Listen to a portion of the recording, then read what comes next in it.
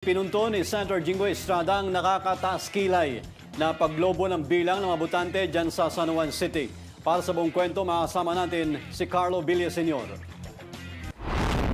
Pangalawang lungsod na sa Metro Manila ang San Juan sa umangal sa kaduda-dudang paglobo ng mga bagong botante na maghahalal sa national at local candidates sa 2025 midterm elections. Duktong ito ni Senator Jinggoy Estrada sa nauna ng pagbubunyag ni Senator Nancy Binay sa kaduda-dudang pagsirit ng bilang ng mga botante sa Makati City, gayong nabawasan pa nga ang kanilang mga barangay magkaraang malipat sa Taguig City ang 10 EMBO barangays. Nakasalang sa Senate plenary debate ang proposed budget ng Commission on Elections para sa susunod na taon na magsulputan ang reklamo laban sa lumobong bilang ng new voters na pinapaniwala ang mga flying voters. Ang masaklap, ipinalawanag ng COMELEC na tanging court order lang anya ang pwedeng magtanggal ng pangalan ng isang botante sa voter list ng komisyon. Ang remedyo na lang na magagawa sa ngayon ay magsampa ng reklamo sa Department of Interior and Local Government laban sa mga tiwalang barangay chairman na issue lang ng issue ng certificate sa sino mang hindi biniberipika kung residente nga ito ng kanilang barangay. Well, do you think this is highly irregular?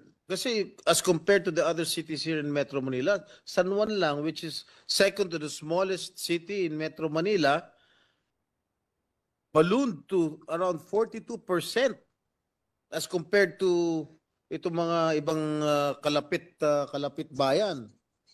Tama po. At sang-ayon ang COMELEC sa inyo. Kaya nga lang, wala silang kapangyarihan na magtanggal ng mga botante. Ang maari lang, may mag-file sa korte ng exclusion sa pagtanggal nitong mga ito. Ang recommendation na lamang nila, kung maari, maghahain ng kaso sa DILG laban sa mga punong barangays involved. Oh, yes. Na bigay ng bigay ng iba't ibang mga certification na kaduda-duda naman. At tulad ng sinabi mo ninyo, sadyang lumolobo ang numero ng botante.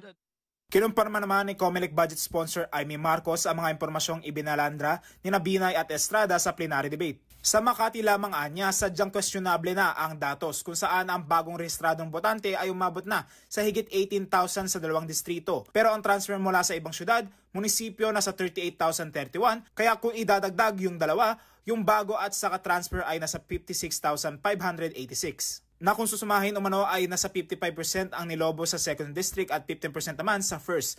Samantala 42% ang itinaas ng numero ng botante sa San Juan na siyang pinapaglaban ni Estrada. Bago natapos si Estrada sa kanyang pag-interpolate kay Marcos sa COMELEC budget hearing ay minura pa nito ang nakaupong alkalde ng San Juan na si re-electionist Mayor Francis Zamora dahilan para ibura ito sa record ng sekretariat. You know, if these issues will not be resolved, no other candidates from other parties will never have a chance of being elected as public officials in San Juan.